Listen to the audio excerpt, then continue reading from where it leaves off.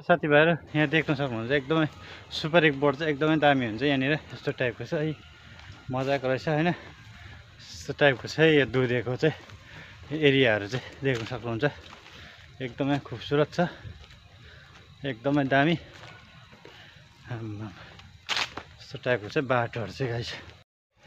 hello नमस्ते सेवारो पेपुलो मेरो blog च्यानलमा तपाईहरुलाई स्वागत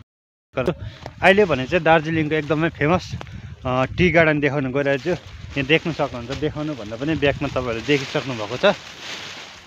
अनि एकदमै दामी छ दार्जिलिङको टी गार्डन चाहिँ अनि यो फेमस पनि हो दार्जिलिङमा टी गार्डन चाहिँ एकदमै फेमस छ तपाईहरुले सायद थाहा छ होला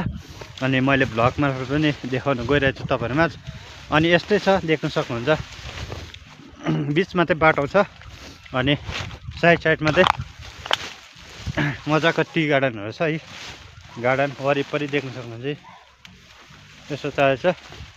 म चाहिँ आज तपाईहरुलाई चाहिँ हाम्रो दार्जिलिङको हिल एरियाको चाहिँ के छ भन्ने खालको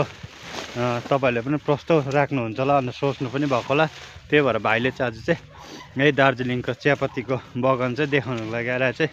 गाउँ घरमा बसेर हामी यस्तै त चियापत्ती बगानमै यही हाम्रो आमा बाबा अनि यहाँको सम्पूर्ण हाम्रो गाउँ बस्तीका मानिसहरूले सबै यो पत्ती टिपेर नै जीविका चलाइरहेको हुन्छ अनि त्यही भएर चाहिँ मैले चाहिँ तपाईहरुमाझ पनि हाम्रो आमा बाबाले यो यसमा काम गर्छ नि त पत्ती टिप्ने कामहरु यो बगानमा काम गर्छ त्यही भएर चाहिँ तपाईहरुलाई देखाएर चाहिँ हाम्रो चियाको बगान चाहिँ यस्तो छ है गाइस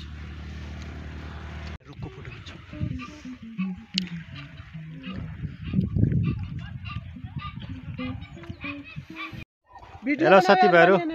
म चाहिँ अहिले चाहिँ यहाँनिर तल नै आइपुगिसकेको छु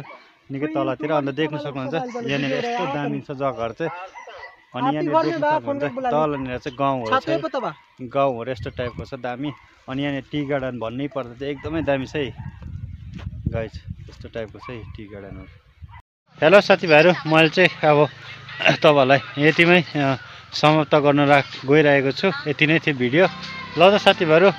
यतिमै म भिडियो राख्न गइरहेको छु त यदि तपाईहरु नयाँ हुनुहुन्छ भने लाइक शेयर अनि सब्स्क्राइबहरु गर्नु होला भन्न चाहन्छु मेरो युट्युब च्यानलमा अनि फेसबुकमा चाहिँ तपाईहरुले जति सक्दो फलो गर्नु होला भन्न चाहन्छु ल त साथीभाइहरु राखिरहेको छु मैले यो भिडियो चाहिँ